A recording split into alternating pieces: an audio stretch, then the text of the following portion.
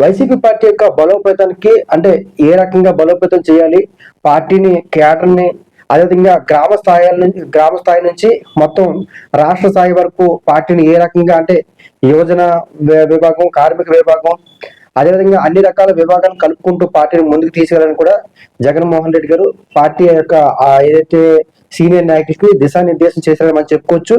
Total గా జగన్మోహన్ రెడ్డి గారు press meet సుదీర్ఘమైన అంటే ప్రెస్ మీట్ పెట్టడం జరిగింది. అదేవిధంగా పార్టీకి సంబంధించిన అందరినీ చాలా సీనియర్ నాయకులను కూడా వెళ్ళడం జరిగింది. ఇందులో ప్రధానంగా ప్రభుత్వంపై ఆయన చాలా అంటే ఆయన వైఖరిని అంటే వైసీపీ పార్టీ యొక్క వైఖరిని చాలా స్పష్టంగా చెప్పడం జరిగింది.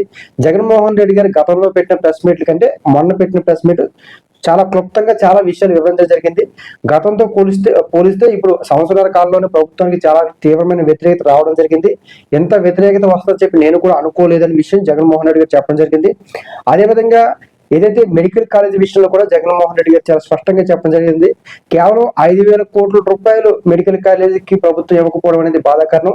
సుమారుగా 2 లక్షల కోట్ల పైగా అమరావతి రాష్ట్ర రాజధాని అదే అమరావతి అభివృద్ధి కోసం అయితే మాత్రం 2 లక్షల కోట్లు పెడతారు. కనీసం మెడికల్ హాస్పిటల్ కోసం 5,000 కోట్ల రూపాయలు పెట్టలేరనే విషయం కూడా జగన్మోహన్ రెడ్డి గారు చాలా స్పష్టంగా చెప్పడం జరిగింది. అదేవిధంగా గతంలో ఎప్పుడు కూడా యూరియా సంబంధించిన అంశాల మీద అంటే మా పార్టీ అధికారంలో ఉన్నప్పుడు యూరియా సంబంధించిన ఏ సమస్య ఈ స్థాయిలో రాలేదు. యూరియాను అంశం కూడా అంటే బ్లాక్ మార్కెట్ లో కావచ్చు, దళారీ వ్యవస్థ కావచ్చు, ఇది చాలా ఎక్కువగా ఉంది. అందుకే ఈసారి యూరియా సమస్య అనేది చాలా పెద్ద ఎత్తున రావడం జరిగిందని కూడా జగన్మోహన్ రెడ్డి గారు ప్రెస్ మీట్ లో ప్రధానంగా చెప్పడం జరిగింది.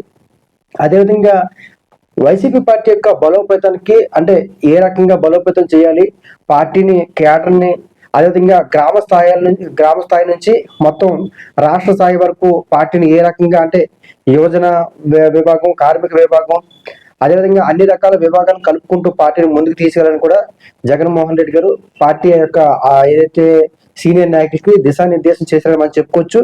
టోటల్ గా జగన్మోహన్ రెడ్డి గారి ప్రెస్ మీట్ పూర్తిగా మనం గమనించట్లయితే మాత్రం ప్రభుత్వం వ్యతిరేకత ఉంది, మనందరం కూడా గట్టిగా కలిసి పనిచేయాల్సిన అవసరం ఉంటుందని చెప్పడం జరిగింది.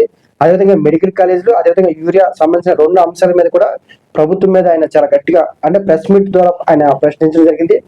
టోటల్ గా జగన్మోహన్ రెడ్డి గారు నిన్న క్లుప్తంగా మాట్లాడిన అన్ని విషయాలు, ప్రెస్ మీట్ లో మాట్లాడిన అన్ని విషయాలు గమనించట్లయితే మాత్రం ఖచ్చితంగా అసెంబ్లీకి ఎందుకు రావడం లేదు అనే విషయం, ఆ ఒక్క విషయం తప్పించి మిగతా అన్ని విషయాల మీద కూడా జగన్మోహన్ రెడ్డి గారు చాలా స్పష్టంగా చెప్పడం జరిగింది.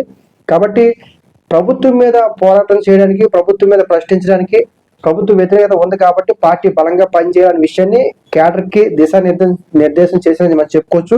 కాబట్టి గతంలో పోలిస్తే మొన్న జగన్మోహన్ రెడ్డి గారు పెట్టిన ప్రెస్ మీట్ చూస్తే చాలా అంశాన్ని క్లుప్తంగా వివరించుకుంటూ 35 నిమిషాలు చాలా అన్ని విషయాన్ని టచ్ చేసుకుంటూ ముందుకెళ్ళారు. కాబట్టి వైసీపీ పార్టీ భవిష్యత్తు అంటే సంక్రాంతి తర్వాత నుంచి గట్టిగా మనం పోరాటం చేయాల్సిన అవసరం ఉంటుందని కూడా జగన్మోహన్ రెడ్డి చెప్పారు. కాబట్టి పార్టీ కేడర్ ఏ రకంగా సంసిద్ధం అవుతుంది, రేపు సంక్రాంతి తర్వాత వైసీపీ పార్టీ యొక్క కేడర్ కావచ్చు, కార్యకర్తలు కావచ్చు ఏ రకంగా ముందుకు వెళ్తారని మనం ఆలోచించాల్సిన అవసరం ఉంటుంది. అదేవిధంగా ఇప్పుడు ఎవరైతే పార్టీ కోసం బలంగా పనిచేస్తారో రేపు ఆ వ్యక్తుల ద్వారానే రేపు ప్రజలకు మంచి చేసే ప్రయత్నం చేస్తాను, ఏ కార్యక్రమం అయినా సరే వాళ్ళనే ముందు పెట్టి చేస్తానని కూడా జగన్మోహన్ రెడ్డి చెప్పడం అనేది కొన్ని అంటే కార్యకర్తలు కొంత నష్టపోయారు.